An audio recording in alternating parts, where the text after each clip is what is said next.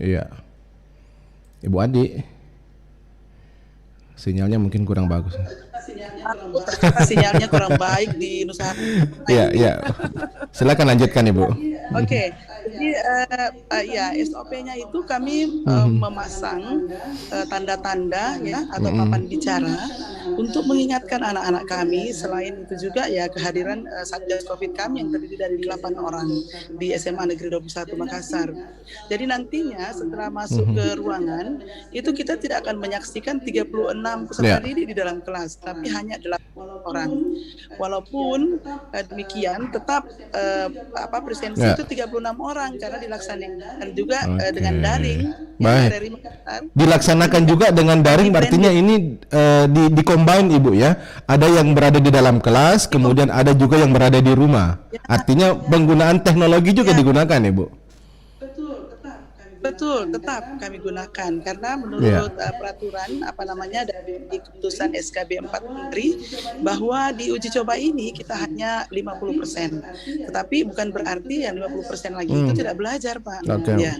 Ya, jadi tetap di dalam ruang-ruang kelas kami itu disiapkan alat-alat digital untuk tetap melaksanakan VCON yang dari rumah yang 18 Nah, lagi.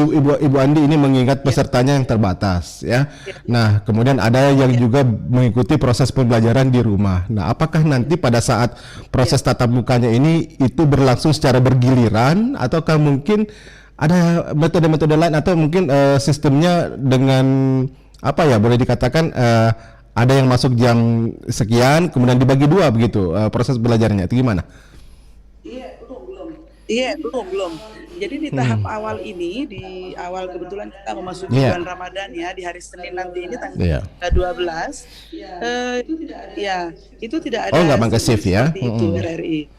Ya, tidak pakai shift. Karena 36 setiap dalam rompel itu ya belajar bersamaan. Ada yang dari rumah, cuman mekanismenya nanti minggu depannya, hari Senin depannya, anak-anak yang offline.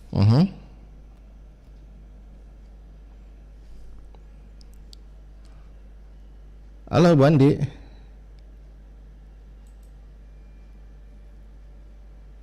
Oke. Baik. Kayaknya pendengar ada gangguan komunikasi ya dengan Ibu Andi Erna, Kepala Sekolah SMA Negeri 21. Online yang minggu ini itu akan offline lagi minggu depannya. Jadi secara bergantian. Digilir irtiahnya begitu Bu ya. Digilir. Nah, karena kasihan juga kalau mesti sip-sipan ya, karena Bapak Ibu guru akan melakukan 2 kali gitu. Oke. Ini agak berat mungkin nih Bu Andi ya. Ya. Agak berat saat ini apalagi di bulan Ramadan ya. Oke. Nah, kalau guru-guru di SMA Negeri 21 Makassar ini sudah enggak semua mereka menjalani proses vaksinasi, Bu?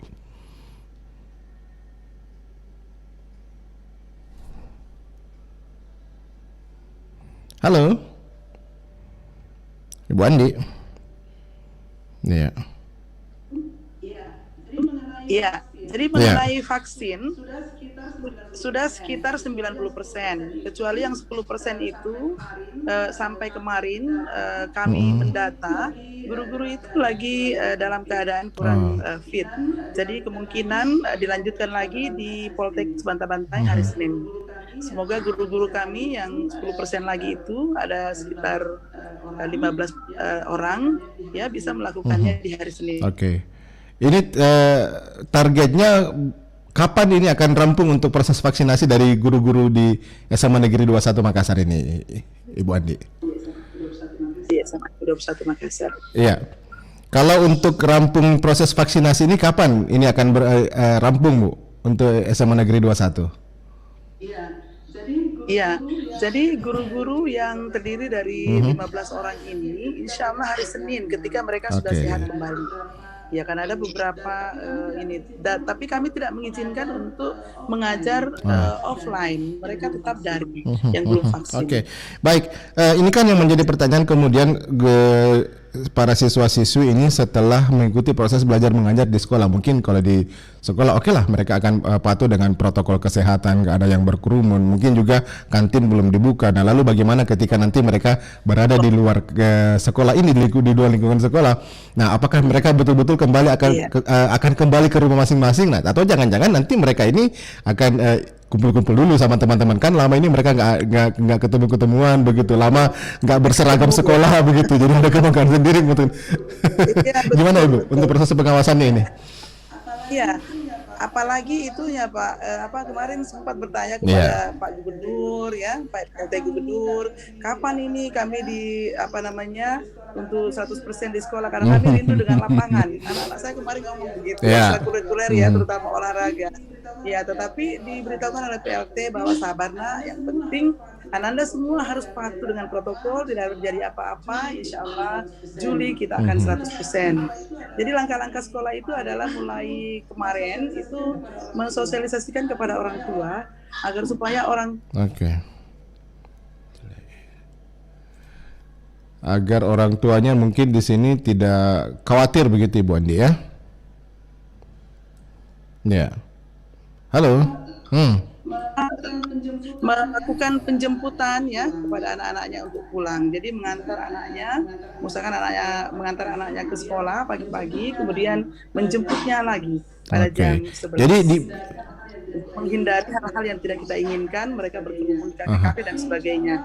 Tapi insya Allah Satgas Covid kami akan bekerja di dalam lingkungan sekolah, kemudian di area sekitar lingkungan sekolah, dan merupakan tanggung jawab orang tua ketika sudah berada jauh dari. Jadi apakah kemungkinan nanti ini akan ada razia Ibu ya? Kalau misalnya mungkin selesai jam sekolah begitu, mungkin akan menyisir sekitar tempat-tempat yang berada di sekitar sekolah atau kafe-kafe. Jangan-jangan nanti di situ ada siswa-siswi begitu yang lagi ngumpul begitu, yang lagi hang out dengan teman-teman mereka. Iya, jadi seperti itu. Jadi yang tandanya nanti berompi Satgas COVID-19 SMA Negeri 21 Makassar. Tapi kami juga sudah berkoordinasi dengan tim Puskesmas ya, tim Satgas Covid ya, Pak Lurah, Babinsa dan Bimas untuk membantu kami dalam hal mengontrol anak-anak. Artinya ini ada kerjasama, ada koordinasi nanti begitu dengan unsur-unsur lain ya. Kami sudah sekian bulan berkoordinasi terus dengan Satgas Covid Tamalan Ria. Jadi nanti di sekitar wilayah Tamalan Ria ini boleh dipastikan nanti jangan ada anak-anak sekolah yang ngumpul di kafe-kafe, jangan ada yang istilahnya mungkin kumpul-kumpul di sekitar sekolah. Biasanya kan pulang mereka kumpul-kumpul, boncengan, naik motor begitu. Nah ini yang biasanya ada ketika sebelum masa pandemi, kebiasaan-kebiasaan anak-anak sekolah kita begitu. Iya. Ya, kemudian bagaimana kemudian untuk selanjutnya ini Bu ya? Apakah proses pembelajaran dengan ketika dimulai pembelajaran secara tatap muka dengan juga ada masih dengan proses belajar dengan daring ini, target untuk menyelesaikan proses pembelajaran ini gimana? Apakah masih bisa untuk terkejar atau seperti apa Ibu?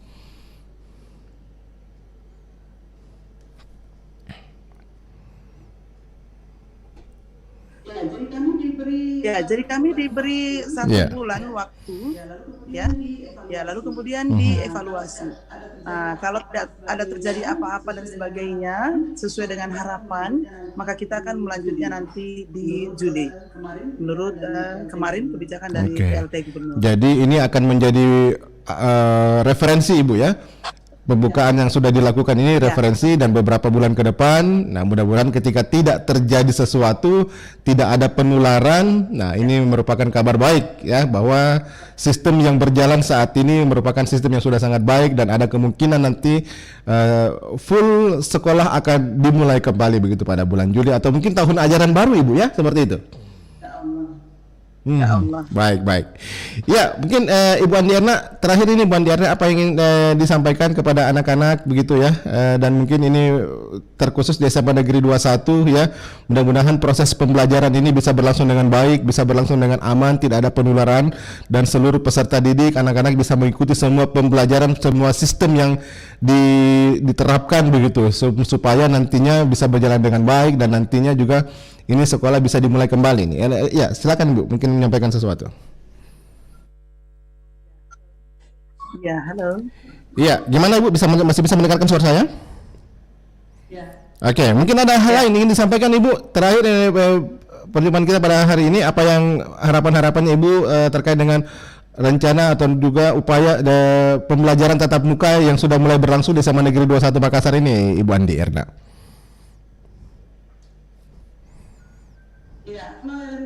Ya, kalau RRI Makassar sempat terputus ya karena jaringan.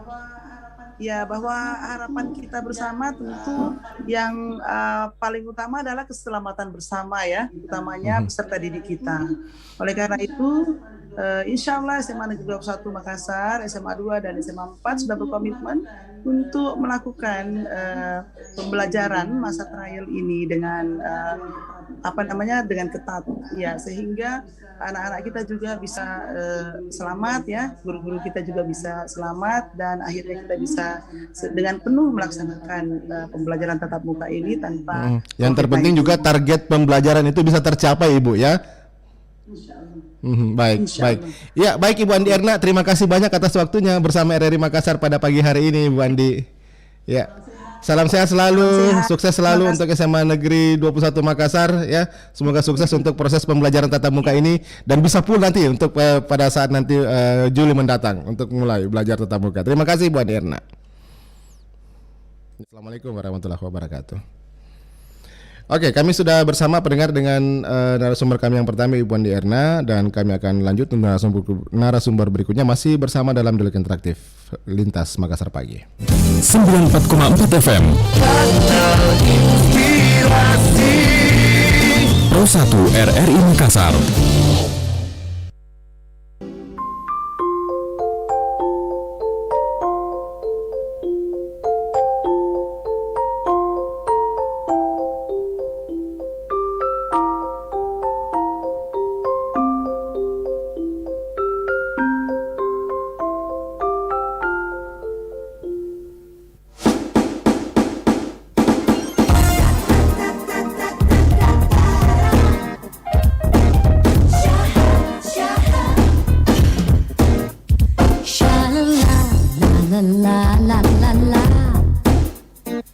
Bertahan hati gembira, kini hari ulang tahunku. 94,4 FM Pro 1 RRI Makassar. Kita akan tinjau pendengar dari sudut pandang kesehatan ya. Bagaimanakah ketika sekolah tatap muka kembali dimulai dengan penerapan protokol kesehatan yang ketat. Saya sudah bersama dengan Humas Ikatan Dokter Indonesia Makassar, Bapak Dr. Wahyudin Muksin. Pak Dr. Wahyudin Muksin, Assalamualaikum, selamat pagi. Waalaikumsalam, selamat pagi. Terima kasih sudah bersama Radio RRI di mana saja berada. Baik, terima kasih sudah bergabung bersama RRI Makassar, Pak Dr. Wahyudin. Bagaimana komentar Anda terkait dengan sudah dimulainya sekolah tatap muka? Ada 4 sekolah yang dimulai ya, SMA Negeri 21 salah satunya, dan dengan menerapkan protokol kesehatan yang ketat. Bagaimana menurut tanggapan Pak Kami Dokter? dari Ikatan Dokter Indonesia sejak awal sudah mengatakan bahwa dalam membuka sekolah itu harus ada mengedepankan beberapa faktor. Pertama, faktor keamanan guru, faktor keamanan siswa, dan alat-alat penunjang lainnya, umpamanya bagaimana proses hand sanitizer, cuci tangan, dan sterilisasi di sekolah itu yang menjadi pusat perhatian selain vaksin oleh guru dan siswa. Yang kedua, fakta yang mengatakan bahwa positive rate itu harus standar WHO maksimal 5%. Artinya bukan berarti 5% itu dalam sehari menyatakan bahwa kita sudah berhasil mengendalikan COVID. Namun harus ada hampir sekitar sebulan angka itu menetap dan tidak berubah-berubah. Artinya tidak fluktuatif, artinya Pak Dokter Wahyudin ya? Fluktuatif. Artinya kita sudah bisa mengendalikan COVID-19. Kasus kasus di Riau itu kemarin membuka tatap muka langsung dengan siswa, itu langsung ada 3 sampai 4 positif siswa, dan itu langsung ditutup. Semoga kejadian di daerah lain itu bisa menjadi patokan daripada pemerintah Sulawesi Selatan, karena angka COVID-19 ini telah menginfeksi adalah per hari ini itu sudah menyentuh angka 2 juta, 1.942, dan sudah mengambil nyawa 117.000 orang. Artinya ini berbahaya buat kita semuanya. Perlu kita pahami bahwa apa yang dilakukan oleh pemerintah harus betul-betul mengedepankan terhadap 3 hak anak. Hak anak untuk sehat, hak anak untuk memperoleh pendidikan, dan bagaimana hak anak untuk bisa hidup. Tentunya dengan keterbatasan yang ada saat ini, 50% dipakai untuk siswa sekolah dengan durasi 2 hari, itu juga perlu kita pertimbangkan baik-baik. Sejauh mana efektivitas dari proses belajar mengajar, sehingga menurut kami perlu dikedepankan yang namanya vaksin untuk guru.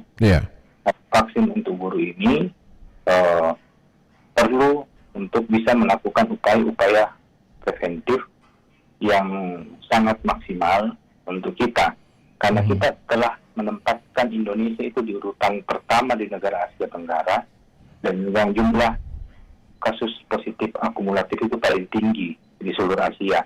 Indonesia menduduki peringkat keempat di bawah India, Turki, dan Iran.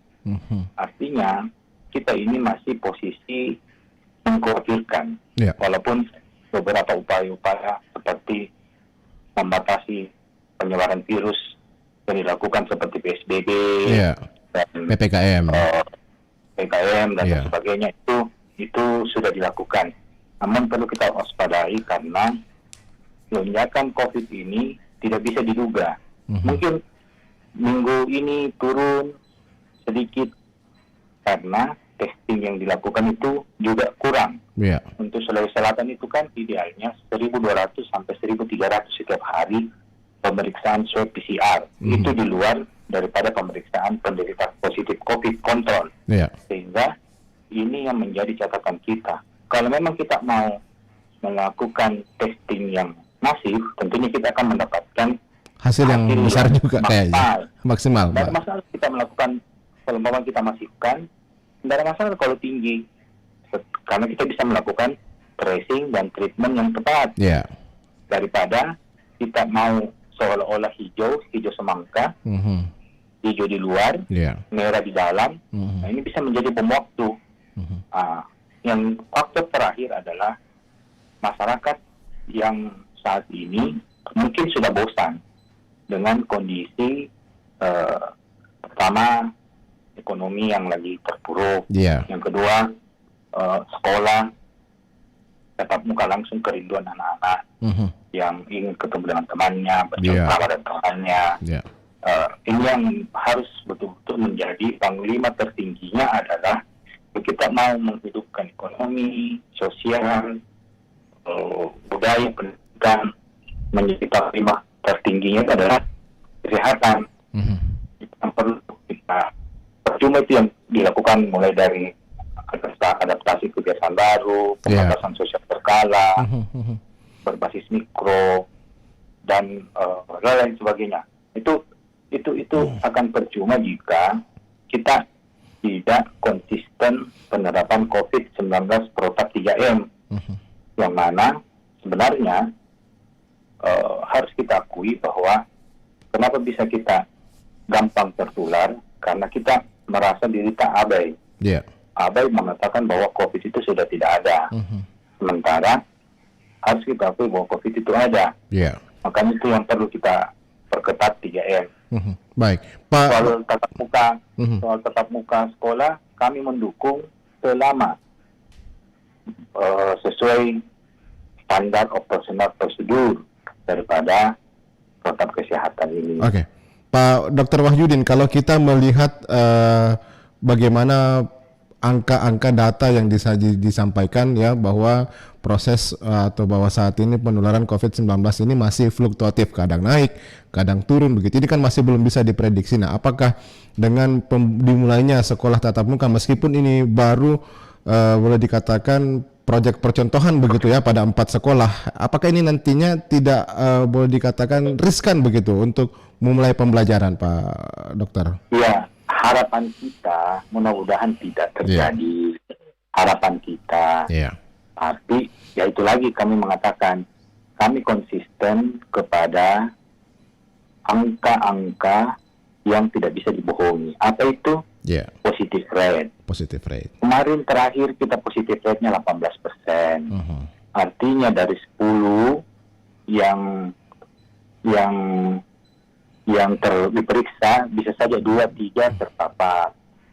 Itu yang paling penting, karena yang paling utama ini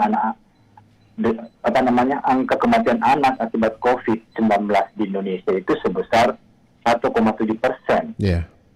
Sementara di Cina dan Amerika hanya 0,1%. Artinya cukup tinggi di negara kita, Pak, ya? Sangat tinggi. Sangat tinggi. Sangat tinggi. Banyak orang yang mengatakan bahwa anak-anak tidak gampang terpapar, tapi fakta data yang ada di Indonesia, fakta yang ada itu 1,1%.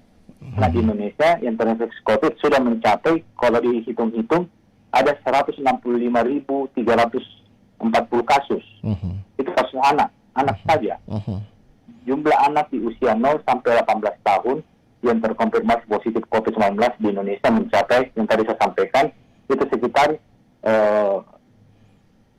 12,1% dari jumlah total kasus yang ada di Indonesia, termasuk orang dewasa ini. Berarti angka kita tinggi.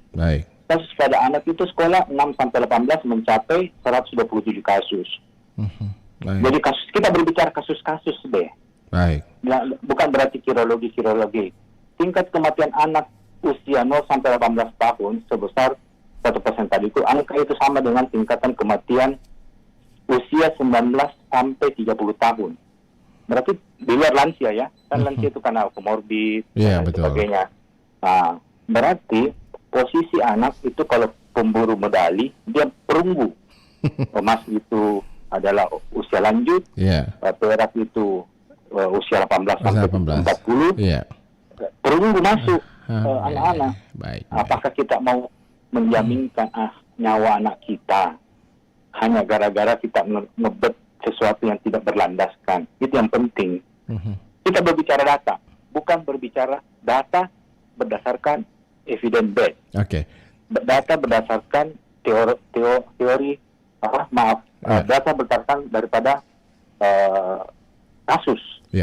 Pak Dokter, apakah ini ada jaminan begitu dari ketika sistem pembelajaran tatap muka ini berlangsung dengan sistem penerapan protokol kesehatan yang ketat, kemudian juga peserta belajar itu yang sangat-sangat terbatasi, hanya mungkin 20% dari kapasitas ruangan begitu. Apakah ini ada jaminan bahwa tidak akan ada penularan begitu?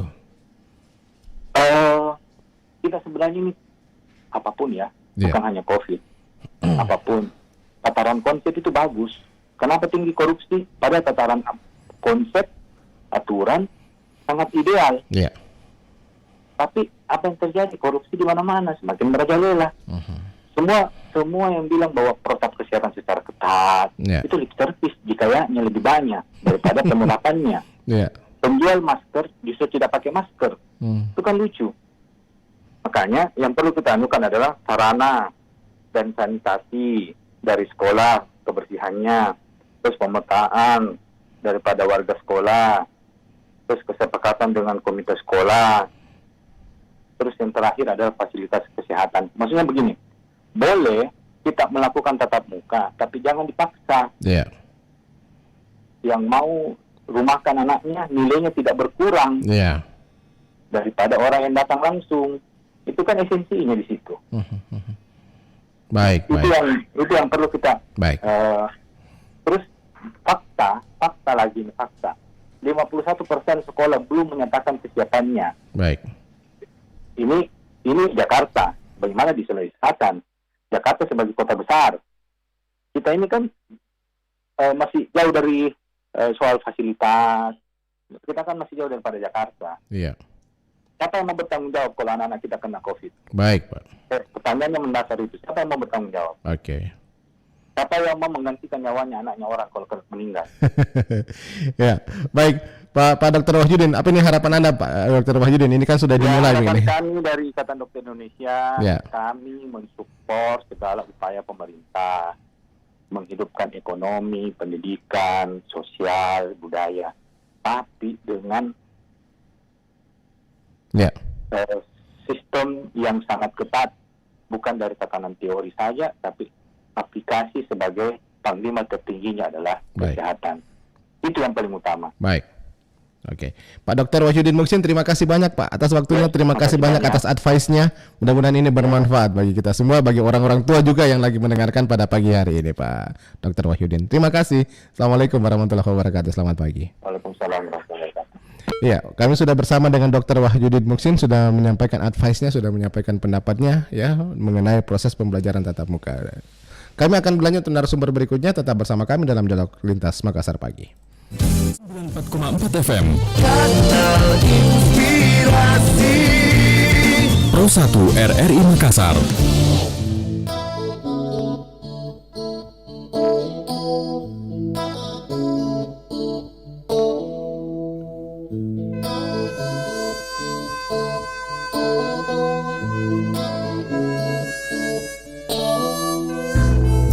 Lihatlah bintang di angkasa malam, biarkan matamu menatap indahnya.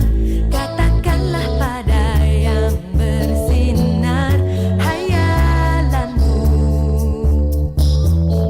dan mimpimu.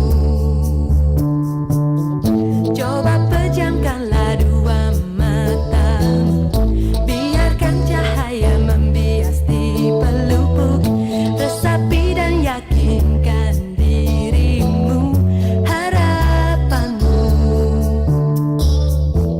kan menjelma. Berikan cahayamu, taburi kami malam ini, biarkan sinarmu.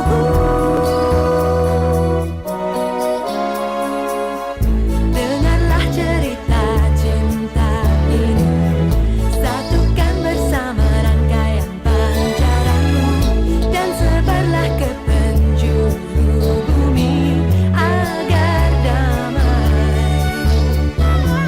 isi dunia ini. Berikan cahayamu,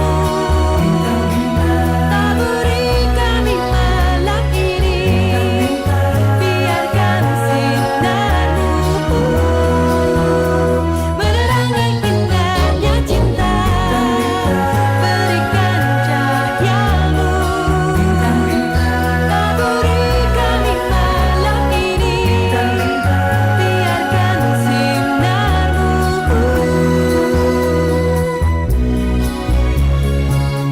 Siapa yang sendiri melakukan bahagia, suara cinta ini kan menemani.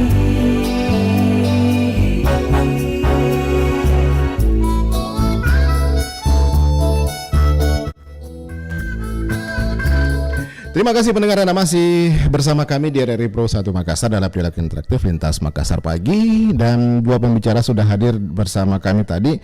Pertama, Kepala Sekolah SMA Negeri 21 Makassar Ibu Andi Erna, kemudian dari Ikatan Dokter Indonesia Bapak Dr. Wahyudin Muksin sudah memberikan advice-nya, dan saat ini saya bersama dengan Bapak Heri Sumiharto, Sekretaris Dinas Provinsi Sulawesi Selatan, sudah tersambung bersama saya, beliau di ujung telepon. Pak Heri, Assalamualaikum, selamat pagi.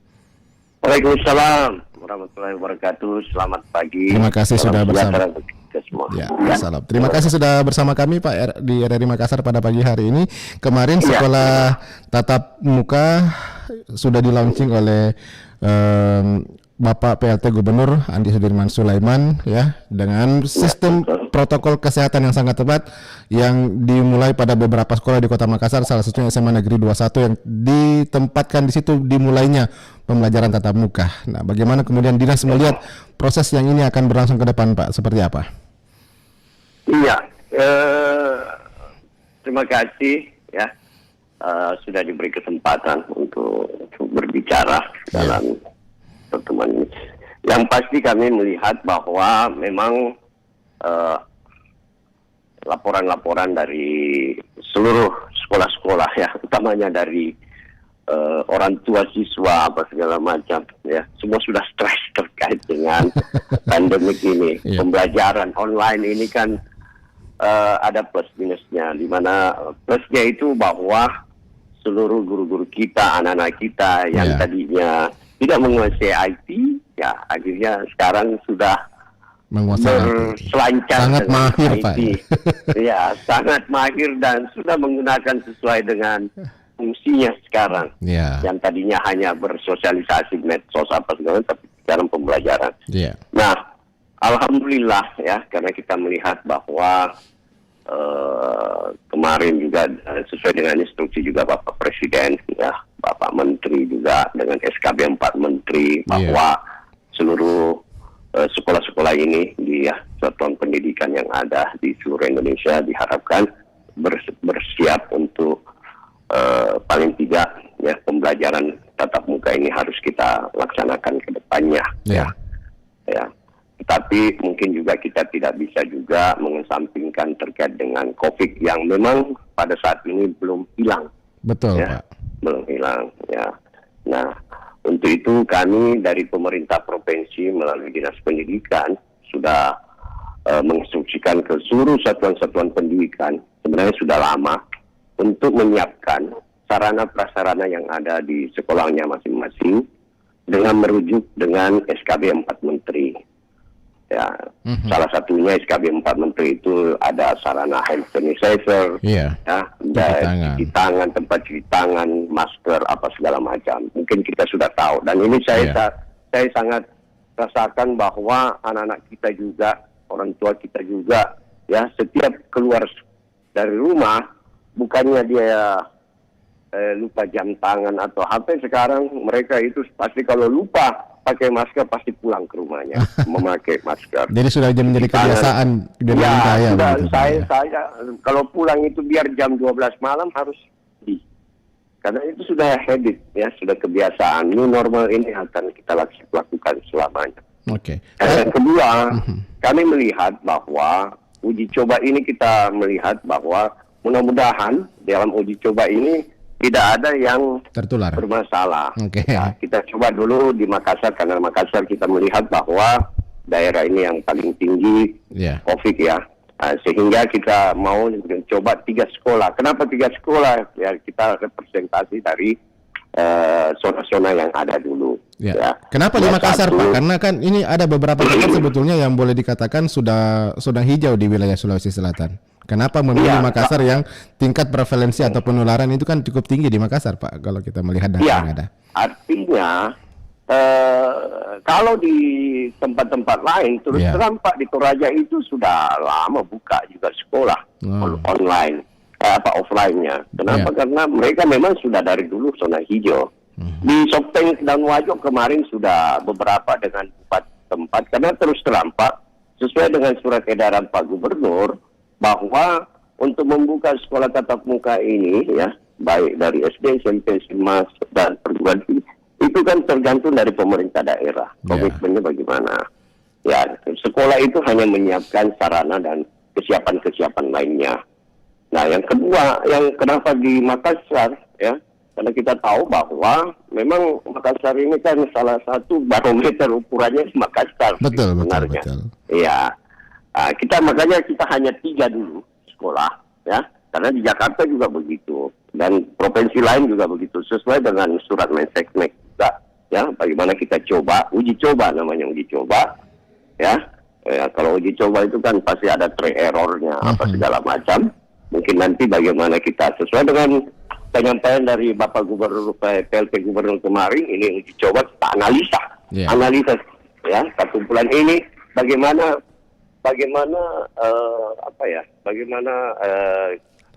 tingkat yang ada di sekolah itu, ya dari pembelajaran ini. Ya, saya tahu persis Pak, kemarin kita lihat pada saat pembukaan peresmian uji coba ini anak-anak kita cerah ceria, anak kelas 10, ya.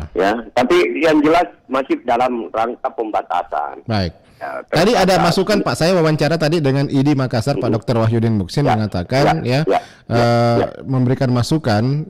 Nah, mungkin ini perlu sinergi yang sangat baik begitu ya, bukan hanya dengan Dinas Pendidikan saja, tetapi juga dengan seluruh unsur yang ada terkait dengan penerapan protokol di dalam lingkungan sekolah maupun juga di luar lingkungan sekolah. Yang jadi persoalan, lah siswa ini boleh mengikuti protokol kesehatan di dalam lingkungan sekolah. Lalu pertanyaan kemudian, bagaimana setelah mereka keluar dari lingkungan sekolah itu sendiri? Apakah bisa dijamin kemana siswa ini akan pergi, kemana mereka akan pulang? Apakah mereka tidak akan kumpul-kumpul dengan teman-temannya? Apakah mereka tidak berada di kafe-kafe begitu, di tempat-tempat internet ataupun juga lain sebagainya?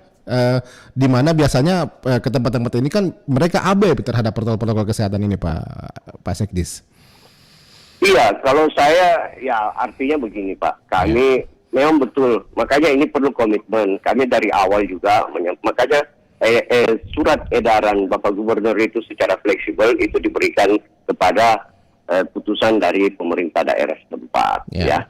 Yang perlu memang betul yang Pak Dr. Musi katakan, bahwa perlu komitmen secara keseluruhan, bukan saja anak kita, bukan saja masyarakat sekolah, tetapi memang orang tua apa segala macam ya harus betul-betul menerapkan semua yang namanya protokol COVID. Dan saya yakin untuk mendeteksi juga ini kan kita juga agak susah juga COVID ini di mana yang harus kita hindari apa segala macam. Tetapi perlu nah makanya diharapkan di situ harus ada memang betul-betul himbauan-himbauan dari semua warga masyarakat ya, untuk tetap menjaga protokol kesehatan yang kalau ada. Perlu katanya ada patroli begitu Pak, ada patroli mengawasi.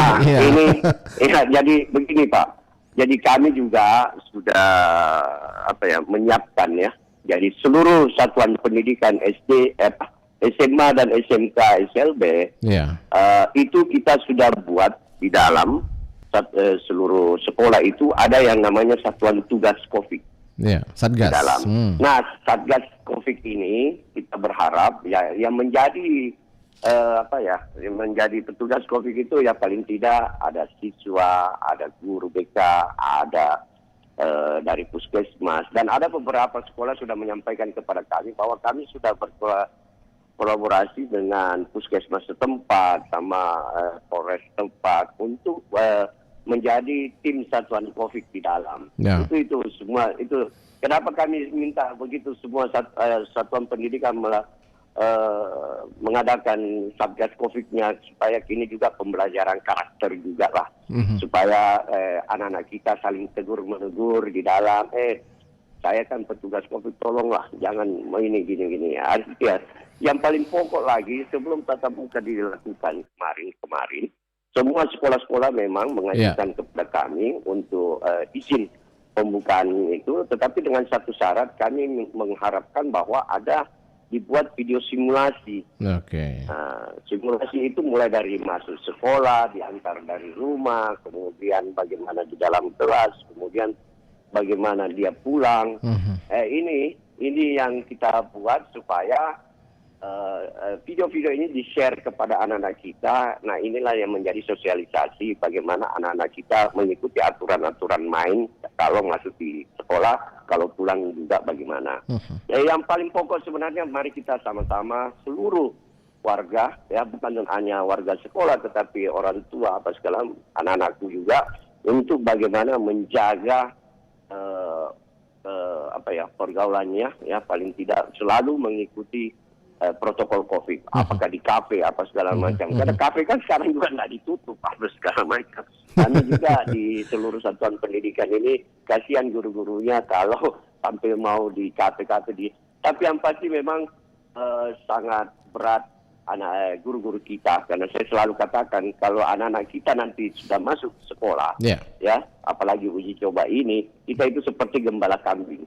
Betul-betul bagaimana kita menggiring anak-anak, mengawasi supaya tidak saling berinteraksi di dalam kelasnya, ya, karena kita tahu bahwa pembelajaran ini kita lakukan 3 jam. Tetapi yang pasti pembelajaran terbatas ini juga anak-anak yang tidak ke sekolah tetap terlayani melalui pembelajaran online. Berapa lama nanti proses uji coba berlangsung ini Pak Sekdis? Yang akan menjadi evaluasi? Ini, 1 bulan ini, karena ini kan ya masuk anak-anak kita masuk ini hari Senin ini malah sesuai dengan kalender pendidikan ini begitu masuk langsung libur lagi nih. Baik. Karena masuk bulan puasa, tetapi pembelajaran agama tetap. Apa nanti yang menjadi tolak ukurnya kalau dalam proses uji coba evaluasi ini kemudian dapat diketahui bahwa tidak terjadi sesuatu begitu dalam proses pembelajaran ini? Apakah nanti ada semacam tes yang akan dilakukan untuk mengetahui proses belajar mengajar ini yang berlangsung secara tatap muka ini tidak terjadi penularan begitu penyakit di Pak Sekdis? Iya, artinya kalau tes kan mungkin kita akan kerjasama sama dinas terkait ya, utamanya dinas kesehatan. Baik. Ya, karena di sana dia punya kewenangan. Tetapi yang pasti kita juga berharap ya, mudah-mudahan tidak ada terjadi penularan, lonjakan COVID. Dan utamanya kami juga berharap bahwa seluruh juga guru-guru kita ya sudah divaksin ya, mudah-mudahan ini sudah terlaksana di seluruh Sulawesi Selatan, utamanya di Makassar ini. Insya Allah juga hari Senin ini seluruh guru-guru yang ada di Makassar ini akan divaksin secara massal di Poltekkes Bantabantai. Sudah berapa persen Pak ini guru-guru yang telah menjalani proses vaksinasi Pak Sekdis? Kalau kami mendapatkan data-data ini baru sekitar 50% guru-guru kita divaksin. Nah ini makanya kami juga berharap bahwa guru-guru kita juga yang belum divaksin, ayo paling tidak mandiri ke puskesmas terdekat menyampaikan bahwa ingin divaksin. Dan ini melalui cabang dinas pendidikan di seluruh wilayah, ada 12 wilayah, kami juga sudah instruksikan untuk bagaimana berkolaborasi dengan dinas kesehatan kabupaten kota dengan puskesmasnya untuk guru-guru kita secara massal divaksin. Oke. Ya, baik Pak Heri Sumiharto, Sekretaris Dinas Provinsi Sulawesi Selatan. Terima kasih banyak Pak atas waktunya. Sayang sekali waktu kita terbatas. Mudah-mudahan kita tunggu saja nanti ke depan proses belajar mengajar tatap muka ini bisa berhasil, tidak ada terjadi sesuatu dan mungkin bisa akan dimulai secara bertahap begitu Pak ya di seluruh wilayah Sulawesi Selatan. Terima kasih Pak Sekdis. Baik, makasih banyak. Selamat pagi. Assalamualaikum warahmatullahi wabarakatuh. Ya. Waalaikumsalam warahmatullahi wabarakatuh. Demikian pendengar, kami sudah bersama dengan Sekretaris Dinas Pendidikan Provinsi Sulawesi Selatan Bapak Heri Sumiharto. Sekolah tatap muka akhirnya dimulai. Mudah-mudahan dalam jangka waktu 1 bulan ini proses uji coba tidak terjadi sesuatu, tidak terjadi penularan ya, sehingga secara bertahap pembelajaran tatap muka bisa kembali dimulai. Saya Alfian mengakhiri untuk dialog lintas Makassar pagi pada pagi hari ini. Atas nama kerabat kerja kami mengucapkan terima kasih. Selamat pagi, sampai jumpa. Assalamualaikum warahmatullahi wabarakatuh. 94,4 FM Kanal Inspirasi Pro 1 RRI Makassar.